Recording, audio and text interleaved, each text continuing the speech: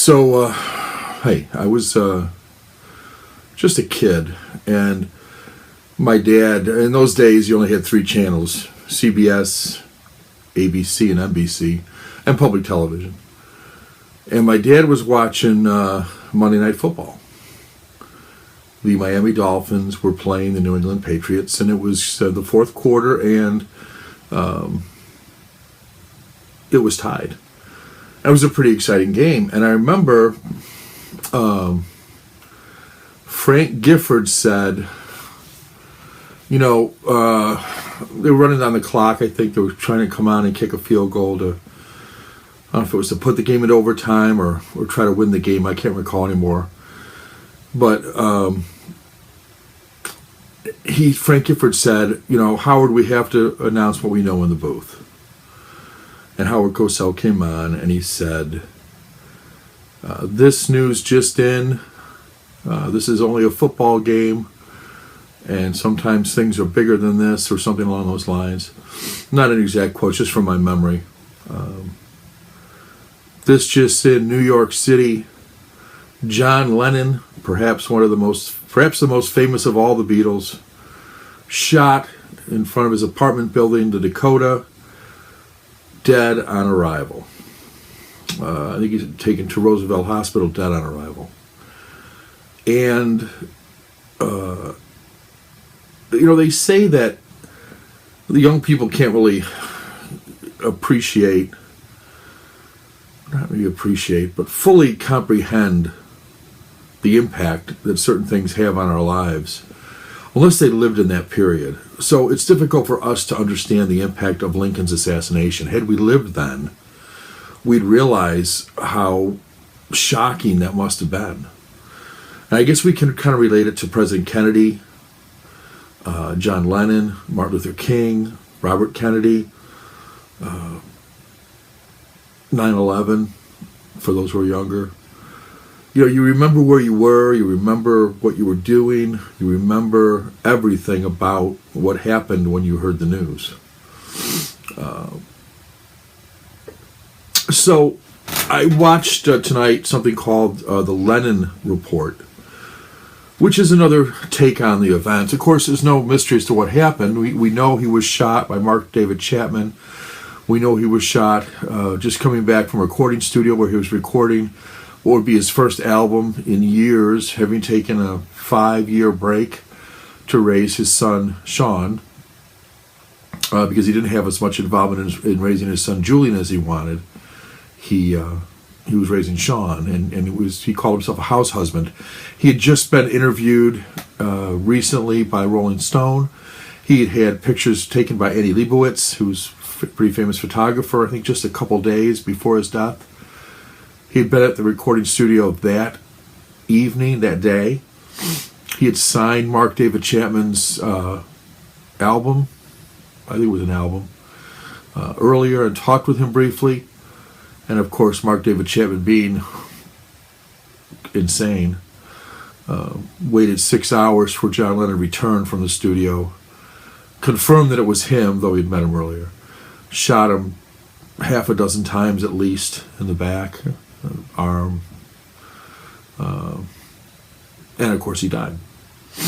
The Lennon Report focuses in on a couple things. One is the doctor, the surgeon, the third-year resident who worked on John Lennon, massaging his heart in his hands for about a half an hour.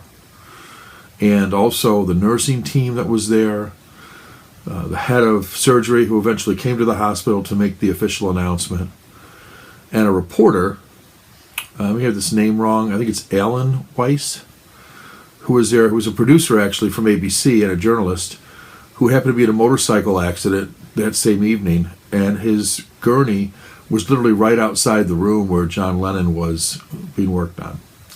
And he overheard the police saying that it was John Lennon. Of course, the hospital didn't want the news to get out until they announced it, for a lot of reasons. You don't want a madhouse there at the hospital. You don't want press everywhere. And, of course, John Lennon being a worldwide figure and probably at that time the most famous of the Beatles, maybe even now.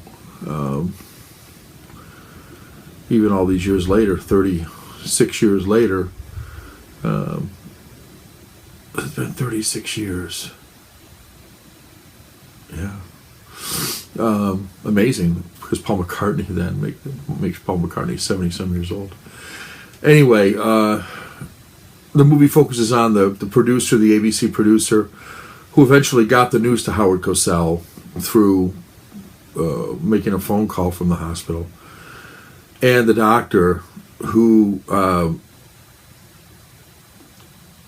is still working 33 years later, or 36 years later, as a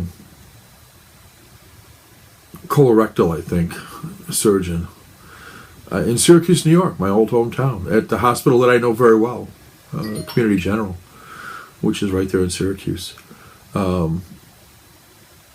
So the movie. So you know what's happened. You know, everybody knows the story. There's no mystery to this thing. Instead, it focuses in on the nurses and the doctors and the police officers and the security guard and this ABC producer, and a little bit on Yoko Ono and David Geffen, who the music producer who came to the hospital to be with Yoko. You see their reactions. You see when they first find out it was John Lennon, they didn't know it was John Lennon. They thought it was, the police told them it was John Doe, because they didn't want to create too much of a thing. But they finally checked his ID. Someone thought it looked like John Lennon, and they checked his ID, and sure enough, it was John Lennon. But as one of the nurses, and interesting, when the credits are rolling at the end, they actually have the real nurses and the real doctor and the real this Alan Weiss, the ABC producer, all speaking about their remembrances of that evening, and really backing up that the movie is in fact very documentary-like. Though there's actors and actresses playing the parts, it did seem to follow what the remembrances were. I thought it was a really good movie. It's not a great film. It's not a Criterion Collection film. It's not going to be a classic film. But if you lived through that time, it certainly focuses in on the efforts to save John Lennon's life, and there were many of them. And what was going on while he was trying to be saved, and then ultimately after he died, what happened. It doesn't get into the worldwide impact. We don't see people singing songs. We don't see Strawberry Fields Forever in Central Park. We do see Yoko Ono. We do see very briefly Sean Lennon, or a boy playing Sean Lennon. It was important to Yoko that she let Sean know what happened, that he not hear about it on TV. So for me, it was a very engrossing experience. It brought back a lot of memories for me. John Lennon was my favorite Beatle. The Beatles were my favorite band. They still are my favorite band. And much like the song American Pie, when Buddy Holly died in the Big Bopper, when they say the day the music died, for me, December 8th, 1980 was the day the music died, because it gave up any hope for a Beatles reunion. And there was talk of that. Jokingly, and this is true, Lorne Michaels from Saturday Night Live, because a lot of people were offering the Beatles millions of dollars to perform just one concert. The Beatles hadn't performed since 1967. But they'd been together a few more years after that. They hadn't performed a live concert since, I think, Candlestick Park in 67. That was their last concert. And they didn't know that was going to be their last concert. It just happened to be their last concert. So it wasn't even known that they were going to do their last concert. Like other bands who retire, and you know when their last concert is. It wasn't like that. They finished that show, and then they just decided not to do anymore. And then they broke up. So Lorne Michaels had offered the Beatles like $1,000, and joked and said, and if just John and Paul want to get together, well then, they can split they can each have $500 each. They won't have to split it with Ringo and George. And I think they offered less for Ringo and George. Just, obviously it was a comedy. It so happened that Paul McCartney was in New York City that evening. They were watching at the Dakota with John Lennon, watching Saturday Night Live, and they said to themselves, let's go down there, claim his $1,000, and let's go on the show and perform. It's live, we can do it. But they determined by the time they got a cab and got there, the show would have probably been over, so it wouldn't have worked. And I guess the next week Paul McCartney wasn't there. But wouldn't that have been something to have the two of them show up there and do a Saturday Night Live reunion? Of course, Beatles reunion never happened. And after December 8th, 1980, it wasn't going to happen. And you could see Lennon softening up a little bit. When he first left the band, there was a big rivalry with Paul and so on. Go back to the Lennon report. The doctor who did the surgery, it really impacted him. At one point in the film, he says, "This was the voice of my generation, and I held his heart in my hand, and I couldn't help him." For days after Lennon's death, that doctor didn't watch television or listen to the radio because it was too painful to re-experience what he went through. And then at the end of the movie, they show him when the credits are rolling, talking, 33 years. Like this was filmed in 2013, but it's a 2016 release. That's still 33 years later. He's working as a doctor. He was just a third-year resident, and here he is faced with trying to help John Lennon, who had no pulse, who had no circulation, who had lost a lot of blood. Just a really, it wasn't overly melodramatic, but knowing what was going to happen at the end, knowing they were going to fail, watching their efforts to try to keep this man alive, finding out who he was, and I don't think it got any more intense as far as their efforts, but you could see they were realizing the impact this was going to have one way or the other, whether he lived or died. The impact that was going to come to the hospital, the amount of news and everything else, news people that would be there. So for me to relive that and now see sort of behind the scenes, I mean, when I heard about it, he was dead. I heard he was shot, dead on arrival. So there was no warning. There was no, he's been shot, and then you waited to hear, and then he was dead. He was shot, dead on arrival. And that, to me, was a shocker. I went that evening along with a friend.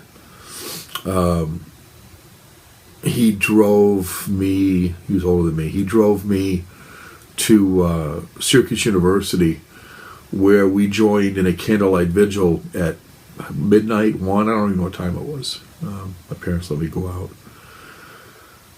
And I stood there, a kid among these college kids, watching people cry and people singing Beatles songs and John Lennon songs and signs. People must have immediately made signs, I guess, right after it happened, because they had signs with pictures on it, and maybe out of magazines, I suppose. There wasn't no, at that time, there wasn't any, you couldn't go to a printer and print this stuff off. It wasn't before all that.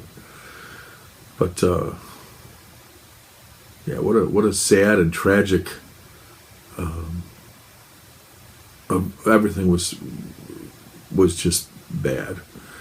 But you had a sense of community, I guess sort of like 9/11. I mean, the thing about John Lennon's death and the shooting of John Lennon was he was not a politician.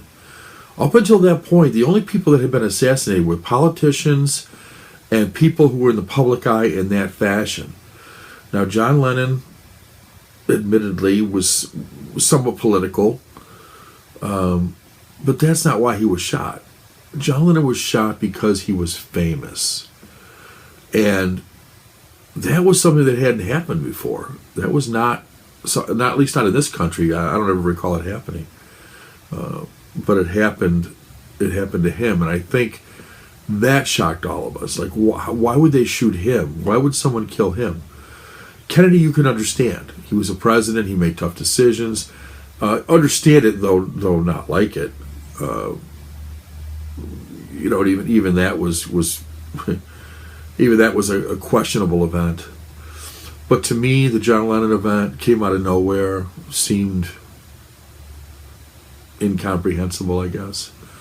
There's someone who wanted peace so badly and spoke about peace and wrote a song as beautiful as Imagine and All You Need Is Love. That somebody like that, who just wanted to be a house husband and raise his son, who was just coming back into the spotlight again, making music with the Double Fantasy album, which is really a great album, and even the Yoko songs are pretty good. To have him be shot and killed dashed a lot of dreams for a lot of people. Hope, in a lot of ways, died that day. Hope for Beatles reunion, hope for peace, I guess. You really felt like it was not good at all. And as much as there was an emptiness inside, there was nothing you could do except for hold the candle, sing some songs, be with other people that went through the same thing. So the Lennon Report brought me back to all of that. And I hadn't thought of that in years. Every once in a while it'll hit me that it's December 8th, and I'll think, it was the day that John Lennon got killed. Much like November 22nd, much like September 11th. Those dates live in infamy. Much like December 7th with Pearl Harbor. They live in infamy. And those people that live through it, as I said, it hits them harder, I think, because they have that, not just the factual, what happened, but they have the actual firsthand, what did it mean to me? How did I hear about it? What did I do? Where did I go? What impact did it have on my life? Just like you all have your 9/11 remembrances. Probably many of you weren't old enough to remember John Lennon being shot and killed. But I can tell you that it was shocking. It was tragic. It was just wind out of your sails, emptiness in your heart. Everybody was feeling it. Everybody who was affected by the Beatles, and who weren't. Anybody who was of a certain age, were they teenagers in the 60s or like me, a little kid in the 60s. But I certainly knew who the Beatles were. I remember seeing their albums and hearing their music, of course, and of course you still can't today.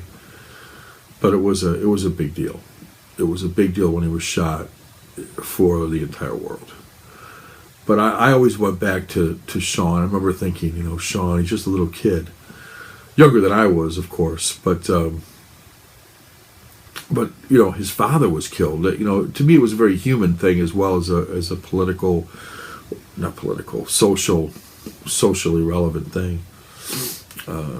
And I think this movie, The Lennon Report, even though I say it's not a great movie, it's no Citizen Kane, but it was well done. And I think it sent a message, and it showed the behind the scenes, and I think it was true to what happened. And there was that attempt to save him. Like I said, it failed, but what an impact it had on everybody who was involved. Everybody who was involved with that were impacted that day and for the rest of their lives. And those of us who lived through it, obviously, were impacted for the rest of our lives as well. So that's the Lennon Report. I recommend checking it out when you can. And that's it. Dean of DVD. Take care.